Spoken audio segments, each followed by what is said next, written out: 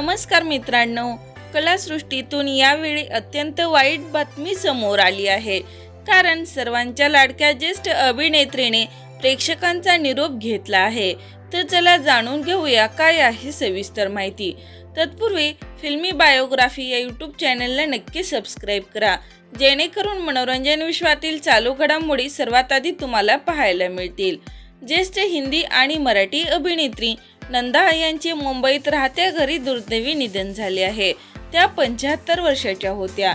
त्या प्रसिद्ध मराठी चित्रपट निर्मात्या मास्टर विनायक यांच्या कन्या होत्या। त्यांनी बाल कलाकार म्हणून आपल्या कारकिर्दीची सुरुवात केली होती आणि अनेक सुपरहिट हिंदी सिनेमामध्ये काम केले होते। नंदा यांचे गाजलेले चित्रपट म्हणजेच भाभी, जब जब फूल खिले, गुलनाम, धूल के फूल अशा अनेक चित्रपटात त्यांनी काम केले आहे। त्याचबरोबर 6 मराठी चित्रपटात काम करून प्रेक्षकांचे मनोरंजन केले आहे। अशा या सुप्रसिद्ध अभिनेत्रीवर काळाने घाला घातला आणि नंदा यांचे वर्सोवा मुंबई येथील राहत्या घरी हृदयविकाराच्या तीव्र झटक्याने दुर्दैवी निधन झाले आहे। तर मित्रांनो, आपल्या चॅनलकडून नंदा यांना भावपूर्ण श्रद्धांजली।